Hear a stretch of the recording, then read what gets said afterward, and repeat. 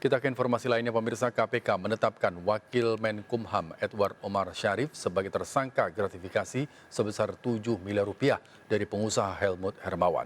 Selain Edi, KPK juga menetapkan 3 tersangka lain yang berperan sebagai pemberi dan perantara. Penetapan tersangka Wamenkumham benar sudah kami tanda tangan sekitar. Komisi Pemberantasan Korupsi atau KPK menetapkan Wakil Menteri Hukum dan Hak Asasi Manusia atau Wamenkumham, Edward Omar Syarif Hiarej sebagai tersangka. Edi dijerat pasal dugaan penerimaan suap dan gratifikasi. KPK juga menetapkan 3 tersangka lain diduga berperan sebagai pemberi suap dan perantara. Edi diduga menerima gratifikasi sebesar 7 miliar rupiah dari pengusaha bernama Helmut Hermawan, pemilik PT Citra Lampia Mandiri Helmut Hermawan melalui perantaranya YAR dan YAM yang diduga asisten pribadi Edi. Kemudian pada penetapan tersangka Wamenkumham benar itu sudah kami tanda tangan sekitar 2 minggu yang lalu, Pak Sir, ya sekitar 2 minggu yang lalu dengan 4 orang tersangka ya, dari pihak penerima 3, pemberi 1. Kementerian Hukum dan HAM buka suara terkait KPK menetapkan Wakil Menteri Hukum Edi Hiarej sebagai tersangka.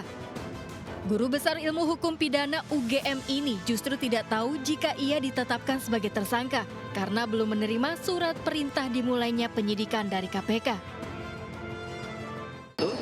Terkait dengan status hukum Profesor Edi Hiarej, Bapak Wakil Menteri Hukum dan HAM, berikut ada beberapa hal yang ingin kami sampaikan. Yang pertama bahwa kita menerapkan prinsip atau asas praduga tidak bersalah sehingga sampai ada keputusan pengadilan yang tetap. Kemudian yang kedua perlu kami sampaikan juga bahwa Prof Edi atau Pak Wamen sampai sekarang secara resmi belum mengetahui atau tidak mengetahui status beliau sebagai tersangka. Beliau mengetahui status tersebut dari media.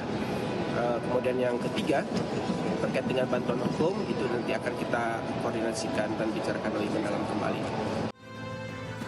Kasus gratifikasi Edi bermula dari laporan Indonesia Police Watch ke KPK. Pemberian uang diduga berkaitan permintaan bantuan pengesahan Badan Hukum PT CLM ke Direktorat Jenderal Administrasi Hukum Umum Kemenkumham. Dari Jakarta, Tim Liputan melaporkan.